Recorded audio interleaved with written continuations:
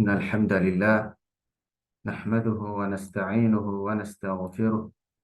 ونعوذ بالله من شرور أنفسنا ومن سيئات أعمالنا.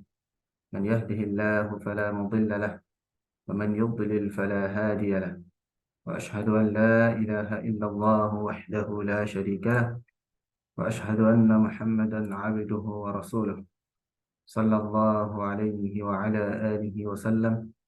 وعلى أبويه الرسولين النبيين الكريمين إبراهيم وإسماعيل، وعلى كل النبيين والمرسلين وآل كل، وسلم تسليما كثيرا. أما بعد، فإن أصدق الحديث كتاب الله،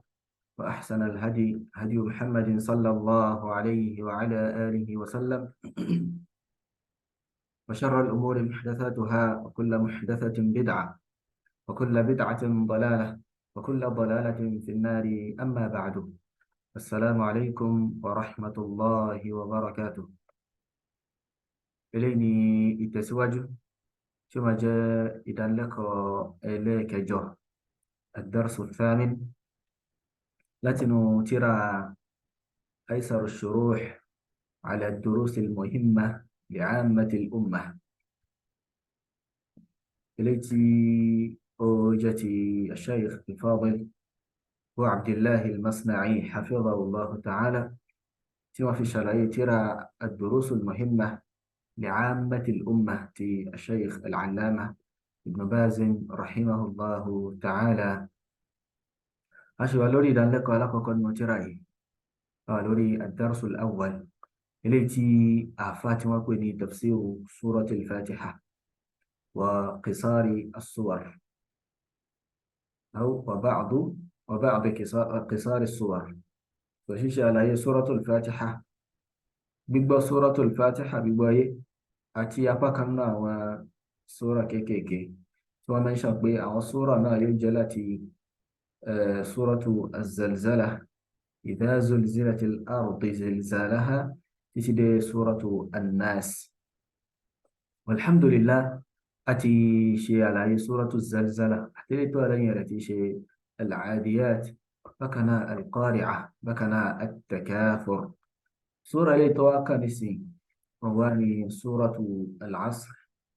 سورة العصر. بسم الله الرحمن الرحيم. والعصر إن الإنسان لفي خسر إلا الذين آمنوا وعملوا الصالحات وتواصوا بالحق وتواصوا بالصبر.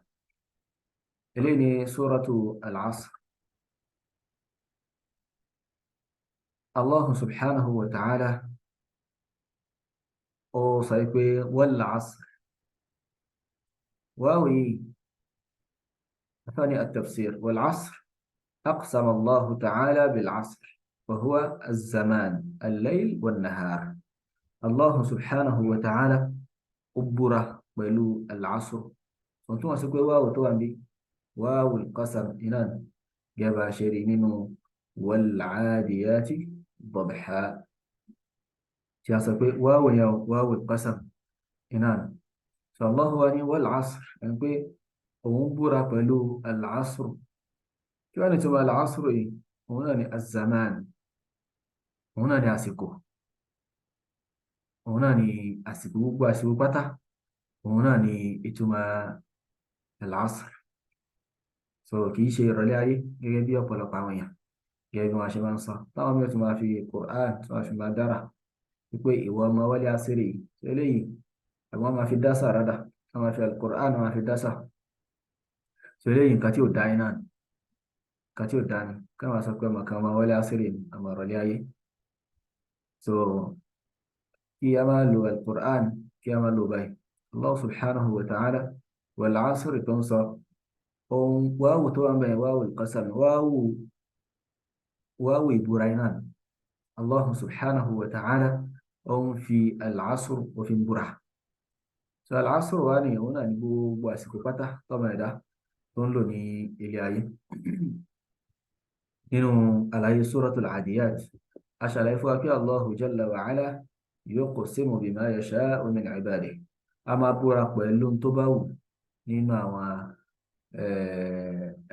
min makhluqatihi, nínú àwọn ẹ̀dá rẹ̀. tó bá wù Allah subhanahu wa ta'ala iná ló máa fi ń ṣe kíni ló máa fi ń búra nínú àwọn ẹ̀dá rẹ̀. òṣùgbọ́n àwa nìyí àtọ̀ kò tọ́ fún wa wọn ṣe lẹ́tọ̀ fún wa ká búra pẹ̀lú nǹkan kan tó tayọ Allahu subhanahu wa ta'ala. in tí Allahu jalla wa ala tó bá fi ń búra nínú àwọn ẹ̀dá rẹ̀ nǹkan ó ń túmọ̀ sí pé nǹkan yẹn ìbúra tí Allah subhanahu wa ta'ala tó bú yẹn ó ń túmọ̀ sí pé nǹkan yẹn ó ṣe kí ni ó jẹ́ nǹkan tó bá bàrà ó jẹ́ nǹkan ńláńlá ó jẹ́ nǹkan ńláńlá. so tí Allah subhanahu wa ta'ala tó bá dẹ̀ ti ń búra kí a ṣe kí ni kí a tẹ́tí wa ká sì kí a farabalẹ̀ láti gbọ́ kí nǹkan tí Allah subhanahu wa ta'ala tó ń búra yé lórí nítorí pé nǹkan yẹn nǹkan tí ó tóbi náà nǹkan ńláńlá yìí náà ìmọ̀ akẹ́ pé nǹkan kan tẹ́ pé àbúkátà láti ṣọ́ra fún àbí nǹkan kan tẹ́ pé àbúkátà láti ṣe. so Allah subhanahu wa ta'ala wá ní wal asr ọlọ́run fi al asr òun fi gbogbo àsìkò pátá òun fi búra kí wá ní Allah subhanahu wa ta'ala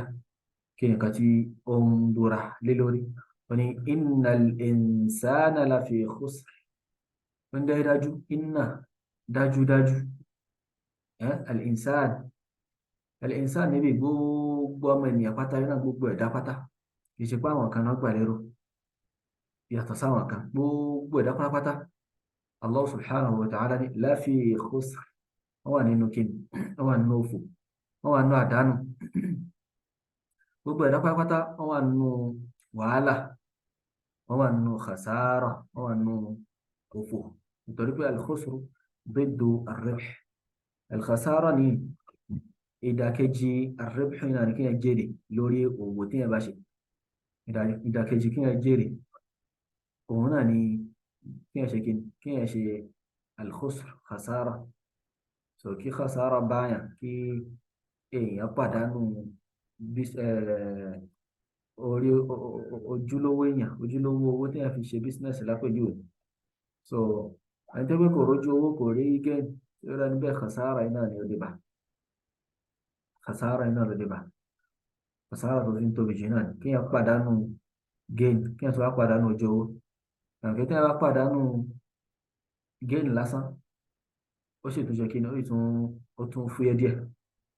so Allah subhanahu wa ta'ala ní dájúdájú gbogbo àwọn ènìyàn la fi khusrin so a máa wà nínú al-khusr. so jumla yìí innal insana la fi khusrin àwọn olùmọ́ ní Allah subhanahu wa ta'ala ó kàn nípa ó fi rinlẹ̀ pẹ̀lú àwọn nǹkan tí máa ń kànkan nípa mẹ́ta nǹkan tí máa ń kànkan nípa tí máa ń fi nǹkan rinlẹ̀ tí ó fi rinlẹ̀ dáadáa pé nǹkan yìí yóò ṣẹlẹ̀ ni nǹkan yìí nǹkan kan tẹ́ pé haqiqa iná ni túrùtù iná ni òdodo iná kò sí kankan tó lè yẹ. so mẹ́ta iná wa ni Allah subhanahu wa ta'ala ló fi kan eléyìí nípa níbi ló fi kan khasara tí ó ṣẹlẹ̀ yìí òfò àdánù tí ó ṣẹlẹ̀ sáwọn èèyàn yìí iná ni Allah subhanahu wa ta'ala fi kàn nípa níbi aláwọ̀kan ni wáwò al-qasam wal asr Allah subhanahu wa ta'ala ó búra lórí rẹ̀ àwọ̀kan ni ẹ̀kejì ní inna so inna ní iṣẹ́ tó ń ṣe wọn ni at-tawkid akid bi inna anna shabbih bika an gẹ́bí afárẹ̀ sọ يا عبيد ربه إنه نظم الآج الرومية so يعني أكد بإن أن شبه بك أن so أن إن أتي أنني تأكيدنا نواف لا تفي كان يبقى لا تفي كان لله نير لله إليه تبي أو شكني أو شو كان so هنا ني إن نواف so مؤكد لك تا إن كان لك تا tí Allah subhanahu wa ta'ala tó wá fi ka khasara yìí khusran yìí tó fi kàn nípa nínú àyà yìí òun náà ni lam eléyìí tó wà ń bi la fi khusr so yẹni pé Allah subhanahu wa ta'ala láàmù tó ń bọ̀ yìí ó tún fi kankan yẹn nípa ó tún fi kankan yẹn ní ipa pé àwọn ènìyàn sẹ́ẹ̀ wọ́n á wà nínú khasara ó tún kan pájú kan sọ pé la khasir lọ innal insana la khasir so eléyìí tawkid náà ní láàmì yẹn tó wà mẹ́rin ṣùgbọ́n eléyìí tí Allah subhanahu wa ta'ala tó mú wá tó tún mú fi wá tó ń túmọ̀ sí al-zarfiyya wípé nǹkan wà nínú nǹkan ìmọ̀ fi náà nìyẹn pé nǹkan wà nínú nǹkan. So Allah subhanahu wa ta'ala mú eléyìí wá láti fi jẹ́ kó yé wa pé àwọn èèyàn kó sínú nǹkan yìí kò sí nǹkan tó lè yẹ kò sí nǹkan tó lè yẹ. So Allah subhanahu wa ta'ala ní wal asr ọlọ́run fi al-asr àsìkò ó fi búra lórí pé kí ni wípé dájúdájú àwọn èèyàn innal insana lafi khusr pé dájúdájú àwọn èèyàn máa wà nínú al-khusr khasara wa halak àwọn wà nínú òfò àwọn wà nínú parun àbí Allah subhanahu wa ta'ala kó là á kúrò bẹ́ẹ̀ bó wá ni a ṣe jẹ́ kan náà àwọn tí Allahu jalla wa ala tí ó là kúrò bẹ́ẹ̀ torí kò sẹ́ni tó fẹ́ parun kò sẹ́ni tó fẹ́ parun Allahu wa fún wa ní ọ̀nà àbáyọ ó fún wa lọ́nà àbáyọ mẹ́rin ó ṣe istithna'u ó ṣàdáyẹrí àwọn tí nǹkan mẹ́rin tó bá wà lára wọn ó exempt àwọn kan tẹ́ pé a rí nǹkan mẹ́rin kan lára wọn àwọn tá a bá rí nǹkan mẹ́rin yìí lára wọn àwọn nìkan ni wọ́n là kúrò níbi al-khasara yìí Allahu jalla wa ala ni illa alladhina amanu wa 'amilu s-salihat wa tawasaw bil haqqi wa tawasaw bis sabr òun lélẹ̀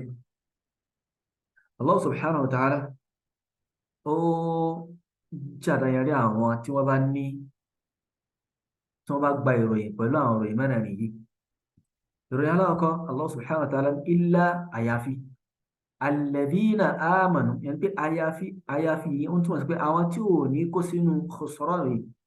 àwọn tí ò ní wà nínú khusru yìí wọn làwọn tẹ́ pé alladhina amanu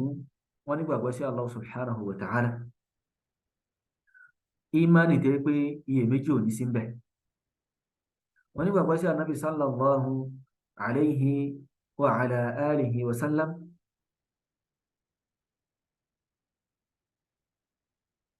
wọ́n nígbàgbọ́ sí gbogbo àwọn arkanul iman mẹ́fẹ̀ẹ̀fà eléyìí tí anabi sallallahu alayhi wa sallam tó ṣàlàyé nínú hadithu jibril tó ní an tu'mina billahi wa malaikatihi wa kutubihi wa rusulihi wal yawmil akhir wa tu'mina bil qadari khayrihi wa sharrihi nǹkan mẹ́fà iná ilé àwọn eléyìí ni arkanul iman àwọn orígun imani Allah subhanahu wa ta'ala wá sọ pé illa alladhina amanu àfọ̀nsọ́ máa ń gbàgbọ́ wọ́n sọ pé àmúgátà láti nígbàgbọ́ sí nǹkan márùn mẹ́fà yìí àwọn àpá fẹ́ là kúrò níbi kíni kúrò níbi al-khusran a nígbàgbọ́ sí Allah subhanahu wa ta'ala a nígbàgbọ́ sí àwọn màláìka rẹ̀ a nígbàgbọ́ sí àwọn tírà rẹ̀ tó sọ̀kalẹ̀ a nígbàgbọ́ sí àwọn òjíṣẹ́ rẹ̀ bákan náà a nígbàgbọ́ sí ọjọ́ ìkẹyìn bákan náà a nígbàgbọ́ sí kádàrá dáadáa rẹ̀ àti aburú rẹ̀ so nǹkan akọ iná ilé ìròyìn akọ iná ilé fẹ́ni tó bá fẹ́ là kúrò níbi òfò ó gbọ́dọ̀ ní ìròyìn aláwọ̀kọ́ yìí ó gbọ́dọ̀ ní ìròyìn aláwọ̀kọ́ yìí kò dẹ̀ sí bí wọ́n fẹ́ ní ìmánì àfi ní ẹ̀bá ní ìmà kò pọ́síbù pé èèyàn wá jẹ́ mùmínì ó ń tọ̀ ń gbọ́dọ̀ kẹ́kọ̀ọ́ ó gbọ́dọ̀ jẹ́ ní tó ní ìmọ̀ nípa nǹkan yìí èèyàn ó kọ́ ni kí ẹ̀ tó mọ̀ tọ́lá lọ́wọ́ jẹ́ pé sheikhul islam muhammad ibn abdul wahhab rahimahullah ta'ala nínú thalathatul usul gbá tí wọ́n sọ̀rọ̀ pé kálọ̀mà wípé nǹkan kan wà bí ó jẹ́ ọ̀ràn yà lórí gbogbo mùsùlùmí pátá láti mọ nǹkan mẹ́ta kan aláwọ̀kọ́ ni al-ilmu lílọ ní ìmọ̀ ẹlẹ́ẹ̀kejì òun ni kíni al-amal naam masáìl mẹ́rin náà pé ó jẹ́ ọ̀ràn lórí wa láti mọ nǹkan mẹ́rin aláwọ̀kọ́ ni al-ilmu kánimọ̀ nípa Allah subhanahu wa ta'ala tó iṣẹ́ rẹ̀ ẹlẹ́ẹ̀kejì òun ni al-amalu bihi ní máa iṣẹ́ pẹ̀lú màtàbá ni ẹlẹ́ẹ̀kẹta òun ni ad-da'watu ilayhi kí wọ́n fi pẹ̀lú síbẹ̀ ẹlẹ́ẹ̀kẹrin òun ni kíni ká ṣe kíni ká máa ṣe sùúrù lórí rẹ̀ ìgbà tí wọ́n wá padà sọ̀rọ̀ létà àwọn sọ pé ẹ̀rí lórí rẹ̀ òun ni wal asri wad-dalilu qawluhu ta'ala bismillahir rahmanir rahim wal asr innal insana lafi khusr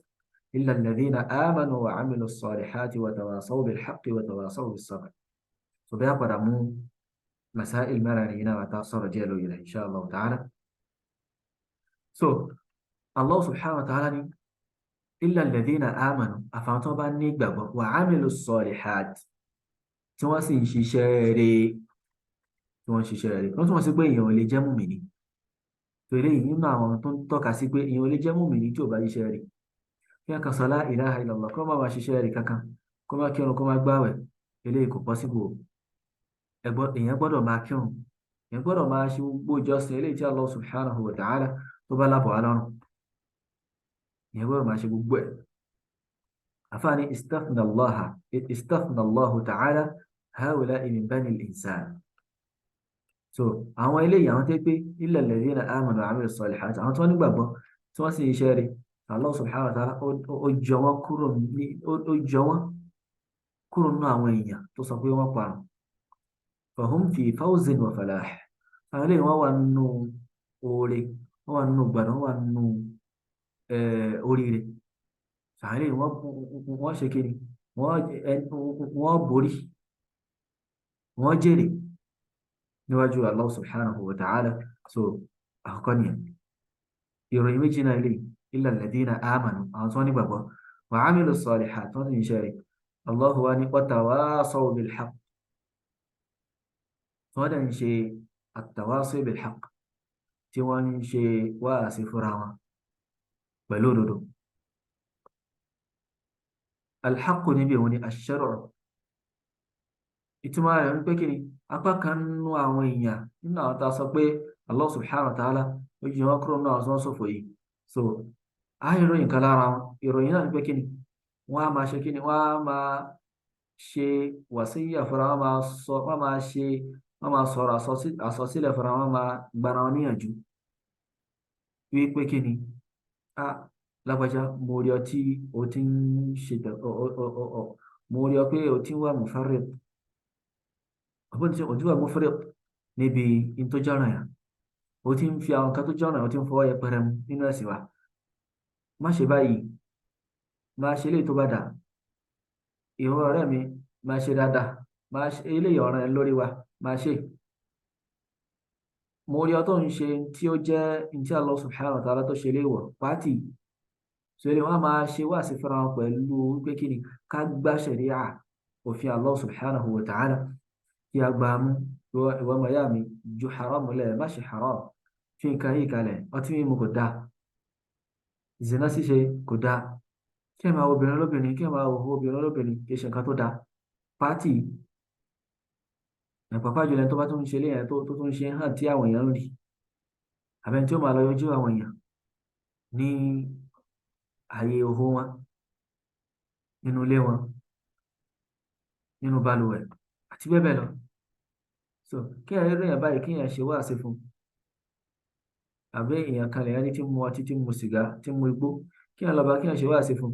ìròyìn kan náà àwọn ìròyìn àwọn tí wọ́n ń là yín náà lélẹ̀ so gbogbo ìròyìn yìí sì nìyí ó ń bùkátà kí ẹ à ń bùkátà láti rí lára èèyàn náà à ń bùkátà láti rí lára èèyàn ó gbọ́dọ̀ pé gbogbo ẹ̀ kò gbọ́dọ̀ yára wọn sifatun aw awsafun la tanfaku ba'duha an ba'd àwọn ìròyìn kan tẹ́ pé àwọn àlè yára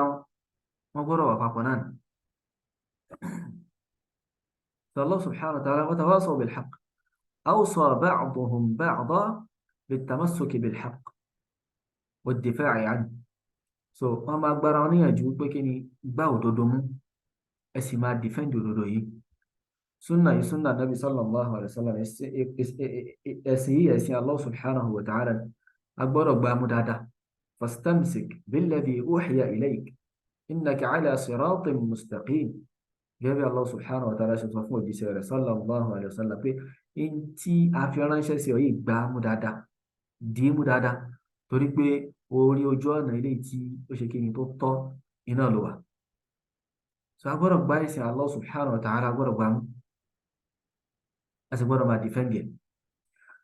wa tawasaw bis sabr lẹ́yìn náà wá tún ṣe wá sí fúnra wọn pẹ̀lú sùúrù mi máa ṣe wá sí fúnra wọn pẹ̀lú pé ká ṣe sùúrù lórí ogun tó máa ń kà wá lórí àwọn nǹkan yìí lórí ojú ọ̀nà pé a fẹ́ kẹ́kọ̀ọ́ a fẹ́ ní ìmánì ká tó ní ìmánì à ń bùkátà láti kẹ́kọ̀ọ́ láti máa pa nǹkan yìí èèyàn bùkátà láti ṣe sùúrù ni. Èèyàn fẹ́ máa lò láti máa fi ṣiṣẹ́, èèyàn tún bùkátà sí sùúrù. Èèyàn fẹ́ máa pè àwọn èèyàn lọ síbẹ̀, èèyàn fẹ́ kọ aburú fáwọn èèyàn, èèyàn bùkátà láti ṣe sùúrù. Èèyàn fẹ́ máa pàṣẹ dáadáa, èèyàn bùkátà láti ṣe sùúrù. Luqman al-Hakim nínú suratu Luqman ìgbà tó ń sọ fún ọmọ rẹ̀ ó ní pé wa'mur bil ma'ruf wanha 'anil munkar. Ìrẹ́ ọmọ mi, máa pàṣẹ dáadáa kó sì máa kọ ìbàjẹ́. Máa pàṣẹ dáadáa kó sì máa kọ ìbàjẹ́. Tó ń ta ti ń sọ bọ̀ náà rẹ̀, wọn náà ni wa tawasaw bil haqq. Ẹni tí ó pàṣẹ dáadáa tí ó kọ ìbàjẹ́, kí ni nǹkan tí ó ṣe? Ó sọ fún pé wasbir 'ala ma asabak. Kó wá ṣe sùúrù lórí ogun tó bá kàn. Anything tó bá kàn látara pé ó ń kọ ìbàjẹ́, ó ń pàṣẹ dáadáa, ṣe sùúrù lórí rẹ̀. Ṣe sùúrù lórí rẹ̀. So bákan náà, ẹni tó fẹ́ gbá òdodo mú, tó fẹ́ wá pẹ̀lú òdodo, yóò jẹ́ nǹkan tí ó gbọ́dọ̀ ṣe sùúrù. Láàrín pé Allah subhanahu wa ta'ala náà al-Qur'an ìgbà tó sọ fún Ànábì sallallahu alaihi wasallam pé òun ló ń sọ al-Qur'an yìí kalẹ̀ fún. Inna nahnu nazzalna al-Qur'ana inna nahnu nazzalna alayka al-Qur'ana tanzila. So Allah subhanahu wa ta'ala ní àwa la sọ al-Qur'an yìí la sọ kalẹ̀ fún. سلينا قال كنا الله أنك فاصبر لحكم ربك واشي صروف إداجو الله بارك إنتي الله سبحانه وتعالى tó ti dá lẹ́jọ́ pé yóò máa ṣẹlẹ̀ náà ni ṣe sùúrù lórí rẹ̀ ṣe sùúrù fún kan yìí ṣe sùúrù fún má ṣe kí n má bara jẹ́ torí pé Quran ta fi ránṣẹ́ sí ọ yìí tó máa jíṣẹ́ rẹ̀ ó máa kó àwọn oríṣiríṣi nǹkan lójú ọ̀nà pé ó fẹ́ máa jíṣẹ́ rẹ̀ òun bùkátà láti ṣe sùúrù òun bùkátà láti ṣe sùúrù sọ bí ó ṣe rí náà rí watawasaw bis sabr wọ́n tún wá ń gbára wọn níyànjú pẹ̀lú iṣẹ́ sùúrù.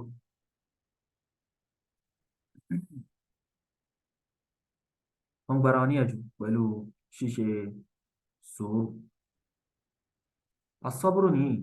òun ni habsu nafsi amma la yanbaghi fi'luhu kí yẹn di ẹ̀mí èèyàn mọ́lẹ̀ kúrò níbi tí ò yẹ kí yẹn ṣe kí yẹn di ẹ̀mí èèyàn mọ́lẹ̀ kí nǹkan yẹn ò ní ṣe torí ẹ̀mí ammaratun bis-su' a máa pani láṣẹ aburú a máa pani láṣẹ ní tí ò dáni so kí yẹn wá di ẹ̀mí èèyàn mọ́lẹ̀ pé má lọ bí báyìí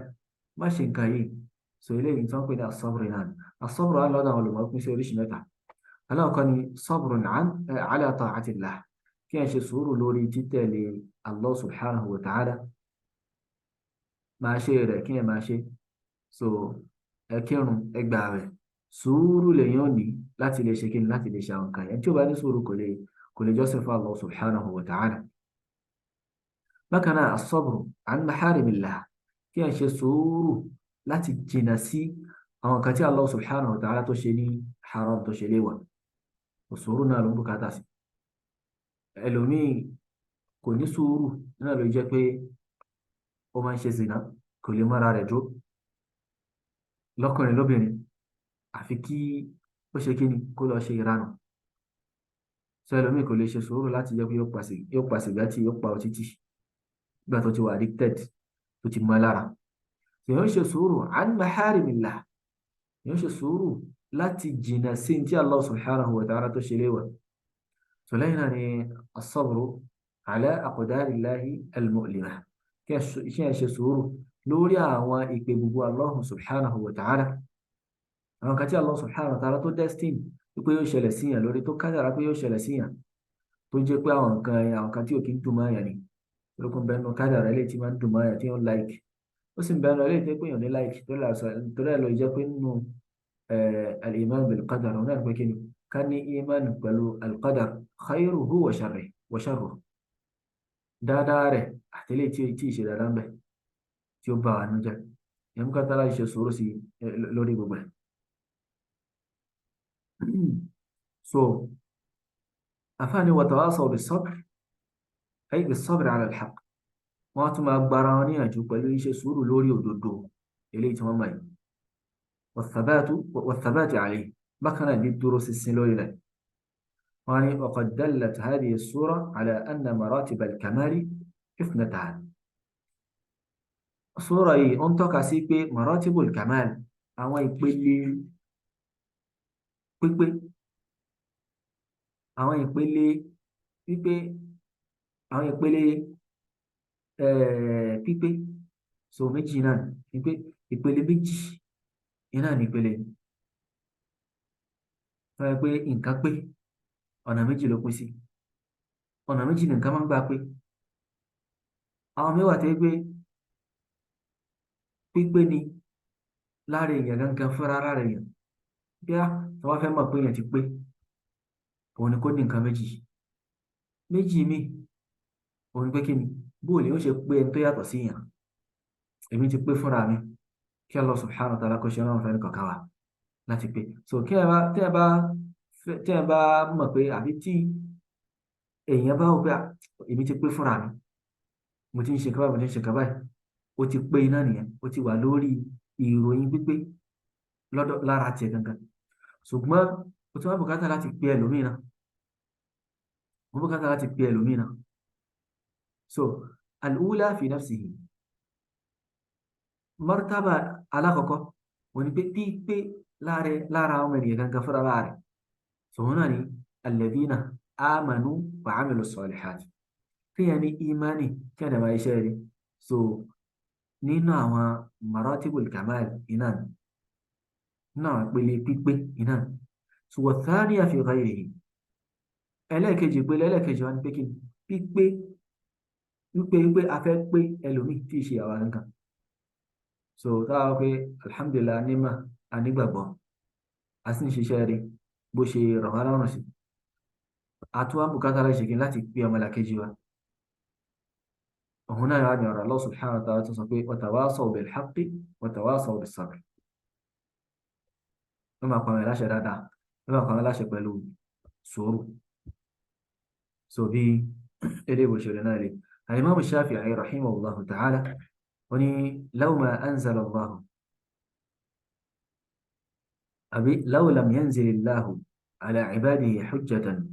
illa hadhihi as-sura lakafathum so al-Imam Muhammad ibn Abdul Wahhab rahimahullahu ta'ala wọ́n mú wá nínú thalathatul usul wa ikú wọn sọ pé law ma anzala Allahu hujjatan ala khalqihi illa hadhihi as-sura lakafathum wọ́n ní tí Allah subhanahu wa ta'ala tí ó bá sọ ẹ̀rí kankan kalẹ̀ lórí àwọn ẹ̀dá rẹ̀ lórí gbogbo apáta tí ó bá sọ ẹ̀rí kankan kalẹ̀ lórí wa tó tayọ sura yìí kò bá tó wa kájú sura yìí lásán ni Allah subhanahu wa ta'ala sọ kalẹ̀ kó máa jẹ́ ẹ̀rí lé wa lórí kó máa jẹ́ nǹkan tí ó máa mú wa láti máa ṣe nǹkan láti máa ṣe dáadáa láti máa jìnnà sí aburú tí Allah subhanahu wa ta'ala tí ó bá sọ nípa pé ẹ ṣe dáadáa jìnnà sí aburú ju pé sura yìí nìkan ló sọ kalẹ̀ yóò tó wa yóò tó wa láti jẹ́ wàásí fún wa láti jẹun tí ó máa ṣe wá lójú kòkòrò lórí ní máa gbá ẹ̀sìn Allah subhanahu wa ta'ala nínú imani ilé tó lálàáfíà ní máa ṣiṣẹ́ olóore bákan náà máa ṣiṣẹ́ ní máa pèpè lọ́sọ́dọ̀ Allah subhanahu wa ta'ala bákan náà mi máa ṣe kíni mi máa ṣe sùúrù lórí gbogbo àwọn kan yìí kì í ṣe tí ọ̀rọ̀ gbà lérò ni pé yóò tó níbi ìṣẹ̀ríà pé àbùkátà sí pé ká kírun ká gbààwẹ̀ ká ṣe kí n rárá ṣùgbọ́n yóò tó wa láti jẹ́ kékeré láti jẹ́ pé yóò ṣe wá lójú kòkòrò yóò fà wá lọ síbi máa tẹ̀lé Allah subhanahu wa ta'ala gẹ́gẹ́ bó ṣe yẹ ní máa jọ́sìn fún Allah subhanahu wa ta'ala gẹ́gẹ́ bó ṣe yẹ so tí wọ́n gbà lórí náà lè lẹ́yìn náà lè tá fi parí òun náà ni pé àwọn ìpele mẹ́rẹ̀ẹ̀rin yìí aláwọ̀kọ́ ni gẹ́gẹ́ bí al-Imam Muhammad ibn Abdul Wahhab rahimahullah ta'ala máa ṣe mú wa aláwọ̀kọ́ ni al-ilmu àmúkátá láti lọ kọ́ ẹ̀kọ́ láti lọ kọ́ ìmọ̀ ẹ̀rí rẹ̀ ní illa alladhina amanu torí ìmánì ni èèyàn ò lè ní ìmánì àfi kí ẹ̀ ṣe kí ẹ̀ ní ìmọ̀ torí ẹni Allah subhanahu wa ta'ala sọ pé fa'lam annahu la ilaha illallah kọ́kọ́ lọ mọ̀ná wípé kí ni la ilaha illallah wọ́n túnmọ̀ sí pé kí ni kí ẹ̀ tó sọ la ilaha illallah kí ẹ̀ tó nígbàgbọ́ sí la ilaha illallah ní kọ́kọ́ mọ̀ná kí ni túmọ̀ rẹ̀ so èèyàn kan tí a ṣàlàyé islam fún tí ò jẹ́ gbọ́n pa islam rí àbúkà rí pé àwọn mùsùlùmí wọ́n ń ṣe dáadáa, wọ́n níwà gidi, wọ́n ń gbààwẹ̀, wọ́n àbí wọ́n níwà gidi sí àwọn èèyàn. So tó sì ń rí pé àwọn ń gbààwẹ̀, wọ́n ń lọ hajj, wọ́n ṣe gbẹ. Tí kan wá entice tó fi wọlé Islam tí ò tiẹ̀ mọ kí ni ìtumọ̀ la ilaha illallah gan. So irú ẹni yìí kò tí ì ṣe kí ni, kò tí ì gba Islam gidi. Àfi tá a bá tó ṣàlàyé fún pé ntí la ilaha illallah tó kó sínú ilé tó sì ń àbáyé pẹ̀lú ẹ̀, tó yìí sọ la ilaha illallah wọ̀nyẹn, tó yìí ṣe kí ni, tó sì ń ṣẹ́tọ̀, tó sì nígbàgbọ́ gidi. So gbà ló tó jẹ́ kí ni, ló tó jẹ́ pé ó la ilaha illallah tó ń sọ ó ṣe kí ni, ó ti nímọ̀ nípa rẹ̀, ìmọ̀ rẹ̀ sì ti lálàáfíà. So àkọ́kọ́ iná nìyẹn al-ilmu. ẹlẹ́ẹ̀kejì ni al-amalu, kí a máa ṣiṣẹ́ tọ́ntẹ́ yẹn mọ̀. Ìmánì, al-imanu billahi ni ó kọ́ àwọn kankan sínú yẹn bùkátà láti máa iṣẹ́ tọ̀. Al-imanu bir-rusul ó kọ́ àwọn kankan sínú yẹn bùkátà láti máa iṣẹ́ tọ̀. àti bẹ́ẹ̀ bẹ́ẹ̀ lọ. So ẹlẹ́ẹ̀kẹta òun ni ad-da'watu ilayhi, ní máa pèpè lọ síbi ìmọ̀ eléyìí téèyàn mọ̀ yẹn, ní máa pèpè lọ síbẹ̀, òun ni ẹlẹ́ẹ̀kẹta. ẹlẹ́ẹ̀kẹrin ni as-sabru ala al-adha fihi, kí a máa ṣe sùúrù lórí àwọn ẹ̀gbin tó bá ń kànyàn lójú ọ̀nà pé a fẹ́ kẹ́kọ̀ọ́, a fẹ́ lo ẹ̀kọ́, a fẹ́ nímọ̀, a fẹ́ lo ìmọ̀, a fẹ́ pèpè lọ síbi ìmọ̀, ìyẹn máa ṣe sùúrù rẹ̀. mẹ́rẹ̀ẹ̀rin náà ilé mẹ́rẹ̀ẹ̀rin wá ní ó máa ń tó tẹ̀léra wọn. A ti sọ tẹ́lẹ̀ síwájú pé kò lè yára wọn. A lè rọ̀yọ̀ kan kí yòókù wá kúrò bẹ́ẹ̀ ká sọ pé rẹ̀ níbẹ̀ nǹkan ó ti wọnú àyà yìí, ó ti wọnú àwọn tí ó là kúrò bí al-khusran rárá. mẹ́rẹ̀ẹ̀rin gbọ́dọ̀ pé sáré yìí. So mẹ́rẹ̀ẹ̀rin wá ní bitartibi náà, bó ṣe wà bitartibi nínú àyà yìí bẹ́ẹ̀ náà ló ṣe gbọ́dọ̀ wà. èèyàn gbọ́dọ̀ ní ìmọ̀ síwájú kó tó sọ̀rọ̀. al-ilmu qabla al-qawli wal-amal. كيف الله سبحانه وتعالى بيصف فاعلم كوكولو منا يقول لا إله إلا الله لينا لو أي شيء واستغفر لذنبك لو أي شيء وما ترى فرجي أشيره تو شيء نانيا سو إما نيو سواجو لينا نيشة لينا ندعوة لينا نكني سورو gbogbo ẹ̀ pátá sùúrù yóò ń tẹ̀lé wọn. Sùúrù wà pẹ̀lú gbogbo mẹ́tẹ̀ẹ̀ta yìí. Èèyàn wá gbọ́dọ̀ sọ pé èmi kàn fẹ́ máa ṣe dáwà ní láì kẹ́kọ̀ọ́, abẹ́rẹ́ pé ń bọ́ lọ sí kẹ́kọ̀ọ́. Ó sọ pé òun kẹ́kọ̀ọ́ rí, so àwọn sákàfẹ́ máa ṣe dáwà tiwọn. Wọ́n lọ mú yàn nílé ọtí, wọ́n mú lẹ́gbẹ̀ẹ́ títì, wọ́n gbé lọ́wọ́ àníṣe lórí, ẹ̀jẹ̀ lọ jáde. Wọ́n mú lọ sí jáde lẹ́ni tí ò délé kéwúrí, tí ò kẹ́kọ̀ọ́ ìsìlámù rí. Kílókàn òun ni pé kíni ẹ̀yin lẹ́bàá sọ̀rọ̀ náà bá lálẹ́. Subhanallah. Ibi ẹ̀ ṣe máa ń báwọn èèyàn sọ̀rọ̀ Allah subhanahu wa ta'ala náà lé. Wọ́n ní pé kí wá ṣe bayan. Tó bá sọ pé wọn ò mọ tó wọn sọ̀rọ̀ tí kẹ́kọ̀ọ́ Allah subhanahu wa ta'ala ló fi mọ̀. Wọ́n á ní Allah subhanahu wa ta'ala yóò fi mọ̀. La hawla wala quwwata illa billah. So eléyìí kì í ṣe nǹkan tó yẹ kó rí bẹ́ẹ̀ rárá. Kì í ṣe nǹkan tí ó yẹ kí ó rí bẹ́ẹ̀. Kàtí ká jìnà sí náà ká máa sọ̀rọ̀ láì ní ìmọ̀, ká máa ṣiṣẹ́ síwájú ká tó wá ìmọ̀. Eléyìí nǹkan tí ò tọ́ iná ni. Nǹkan tí ò tọ́ ni tí ó sì gbajúmọ̀ lọ́dọ̀ apá kan náà àwọn èèyàn tí wọ́n pọ̀ gan-an. Kí Allah subhanahu wa ta'ala kí ó là wá kúrò níbi al-khusran, kúrò níbi ìparun ní ilé ayé bí àti ní al-qiyamah. Kí ó wá ṣe wá ní ìkan náà wọ́n tẹ́ pé nǹkan mẹ́rẹ̀ẹ̀rin tí a kà yìí yóò pèsè ara wọn. gẹ́gẹ́ bí ó ṣe tó àti bí ó ṣe yẹ. Wallahu ta'ala a'la wa a'lam. Subhanaka Allahumma wa bihamdik. Ashhadu an la ilaha illa ant. Astaghfiruka wa atubu ilayk. Wassalamu alaykum wa rahmatullahi wa barakatuh.